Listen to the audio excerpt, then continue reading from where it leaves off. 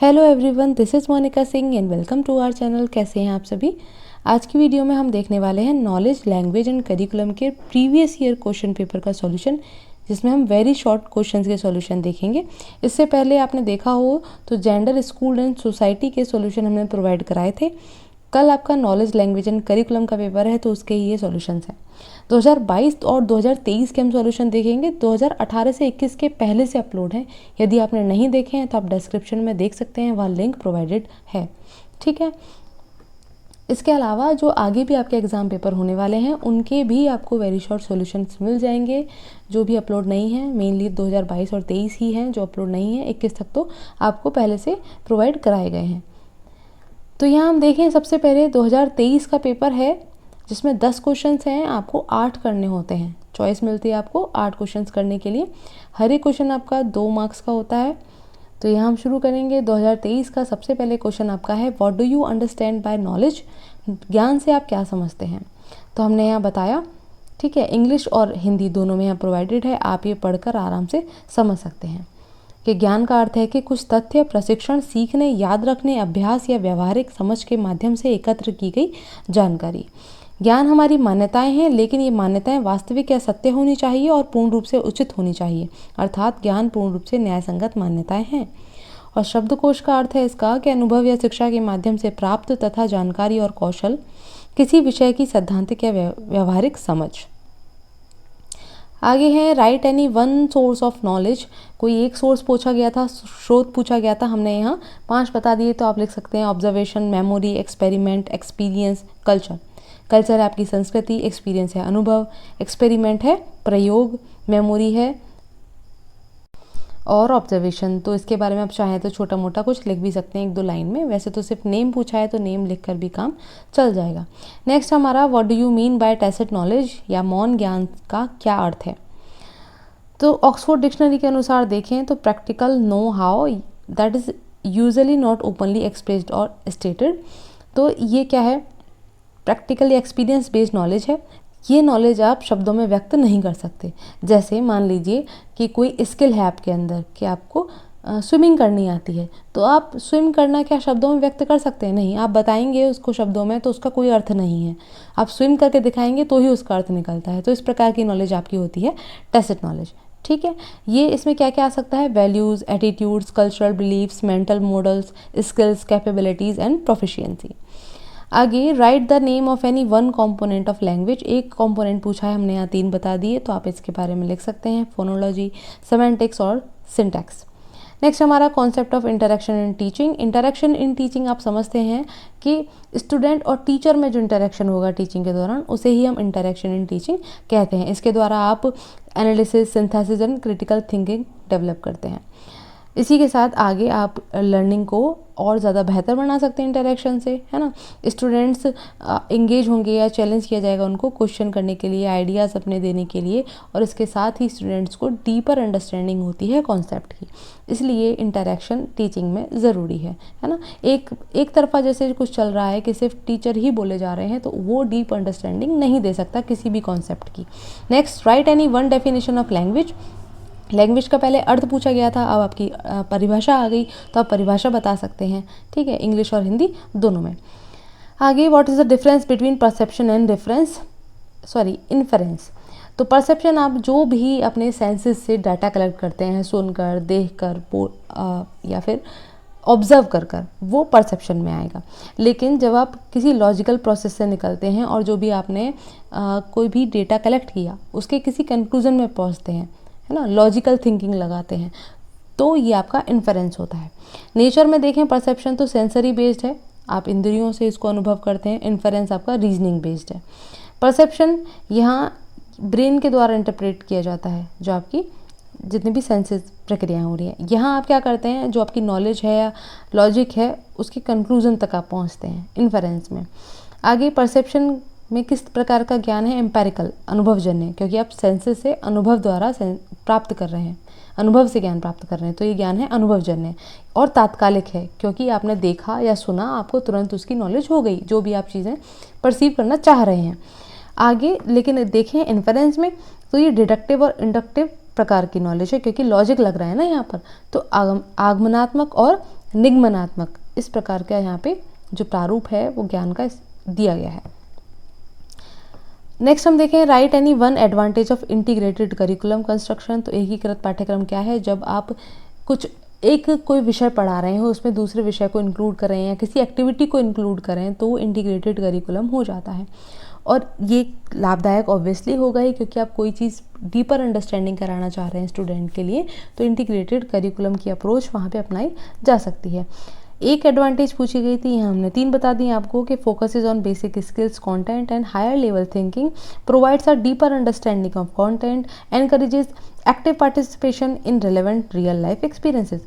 Next write any one skill of language communication. एक skill पूछी है, वैसे 4 होती हैं, आपको पता होनी चाहिए, speaking, listening, writing and reading. Next write any one form of correlation. तो कोरिलेशन 2 प्रकार का है mainly, positive and negative correlation. जैसे हम समझें तो साइंस में जा सकते हैं अपना एग्जाम्पल लेकर कि साइंस में हम जैसे कुछ थ्योरीज पढ़ते हैं ना, जैसे बॉयल्स एंड चार्ल्स का लॉ हमने पढ़ा था कि तापमान के बढ़ने पर आयतन भी बढ़ रहा है, तापमान के घटने पर आयतन भी घट रहा है।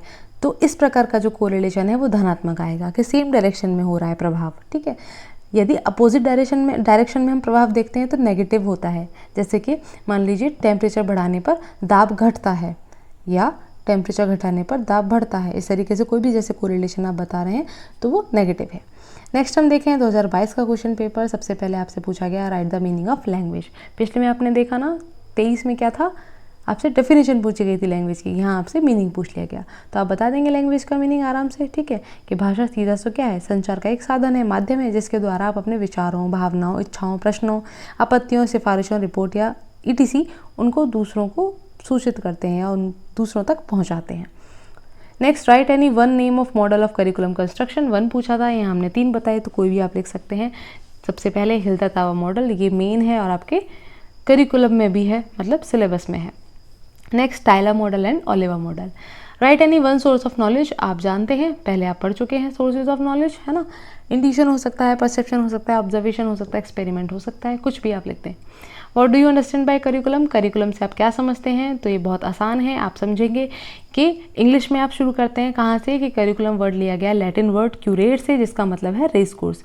ऐसे ही आप हिंदी में शुरू करेंगे तो यहाँ आप करिकुलम तो के बारे में तो लिखेंगे ही कि पाठ्यक्रम को अंग्रेजी भाषा में करिकुलम कहते हैं, है ना, और ये लैटिन भाषा के क्यूरेट शब्द से लिया गया है। लेकिन इसी के साथ आप हिंदी में लिखते हैं पाठ्यक्रम के बारे में, पाठ्य प्लस क्रम। तो पाठ्य क्या है? पढ़ाने या पढ़ने योग्य, और क्रम है संगठन।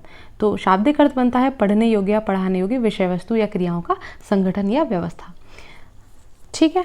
नेक्स्ट हम देखें right the name of any one evaluation scheme of curriculum. तो इवेल्युएशन का प्रोसेस मेनली 2 प्रकार से आपने देखा होगा करिकुलम में, फॉर्मेटिव एंड समेटिव। हमने एक और बता दिया डायग्नोस्टिक। फॉर्मेटिव आप जानते हैं समय समय पर जो हम असेसमेंट या इवेल्युएट करते हैं स्टूडेंट की परफॉर्मेंस को, वो हम फॉर्मेटिव में लेते हैं, रचनात्मक, ठीक है। नेक्स्ट हमारा समेटिव, तो पूरे एक सेमेस्टर या एक पूरे सेशन के ख़त्म होने के बाद में जब हम इवेल्यूशन करते हैं तो वो समेटिव है। स्टूडेंट ने कितना सीखा इसका हम पता लगाएं या उनको क्या क्या प्रॉब्लम आ रही है उसको समझने के लिए हम डायग्नोस्टिक इवेल्यूशन करते हैं। Next concept of interaction in teaching, वो हम देख चुके पहले से, वो आप देख लेंगे वहाँ से, है ना, सेम ही है क्वेश्चन, रिपीटेड है। What do you understand by explicit knowledge. पहले टैसिट आया था, फिर एक्सप्लिसिट अब पूछा गया है। तो एक्सप्लिसिट नॉलेज क्या है? एक प्रकार का प्रत्यक्ष ज्ञान है जो आप पहचान सकते हैं, संग्रहित कर सकते हैं, पुनः प्राप्त कर सकते हैं, और उसको इसमें मॉडिफिकेशन भी आसान होता है। ये किस प्रकार का ज्ञान है? इसमें आ जाते हैं आपके नोट्स, मेमो, डाटाबेस या दस्तावेज जो आपके हैं, वो एक्सप्लिसिट नॉलेज या सुव्यक्त ज्ञान में आप इंक्लूड कर सकते हैं। Next write any one function of language. तो फंक्शन हमने लैंग्वेज के बता दिए, एक्सप्रेसिव फंक्शन है, कल्चरल ट्रांसमिशन है, सोशल इंटरेक्शन है। तो आप अपनी जो भावनाएं हैं, अपने विचार हैं, उनको व्यक्त करते हैं, इसलिए एक्सप्रेसिव फंक्शन है लैंग्वेज का। इसके साथ ही आप अपनी संस्कृति का हस्तांतरण करते हैं, बोलकर या लिखकर पहुंचाते हैं ना एक पीढ़ी से दूसरी पीढ़ी तक, तो वो हमारा कल्चरल ट्रांसमिशन हो गया। नेक्स्ट है हमारा सोशल इंटरेक्शन। आप सोसाइटी में इंटरेक्ट कैसे करते हैं सोशल ग्रुप्स के साथ या लोगों के साथ, वो सोशल इंटरेक्शन में आ जाता है। नेक्स्ट हमारा कॉन्सेंट्रिक अप्रोच इन करिकुलम। पाठ्यक्रम में सकेंद्रीय उपागम। तो सकेंद्रीय क्या है? सकेंद्रीय वर्ड आपका मैथ से लिया गया है, आप समझेंगे।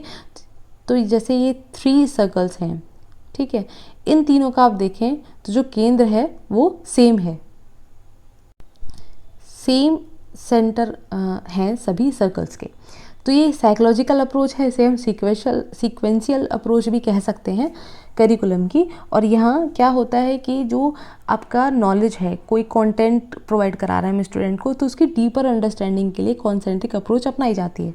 हम सब्जेक्ट्स को क्लासेस के अकॉर्डिंग समझ सकते हैं। जैसे कि कोई सब्जेक्ट लिया, हमने साइंस ले लिया, उसमें हम कोई टॉपिक ले रहे हैं, मान लीजिए हमने दाब लिया, प्रेशर, तो हम क्लास 6 में कुछ बेसिक सी नॉलेज बताएंगे। या बल ले लिया, बल आपने काफ़ी ज़्यादा पढ़ा होगा जैसे, है ना, तो बल की परिभाषा वगैरह हो गई, तो हमने 6 में थोड़ा बताया उसके बारे में, फिर 7th में और ज़्यादा बताया, है ना।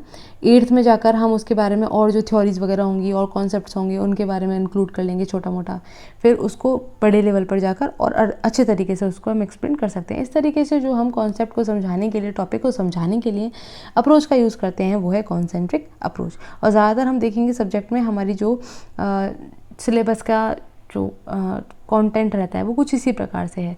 क्लासेस बाई आप देखें, मेनली आप साइंस का देख लो, मैथ्स का देख लो, या लैंग्वेज भी है, तो क्लास के अकॉर्डिंग हम टॉपिक की जो जटिलता है या और डीपर अंडरस्टैंडिंग है उसको डेवलप करते जाते हैं।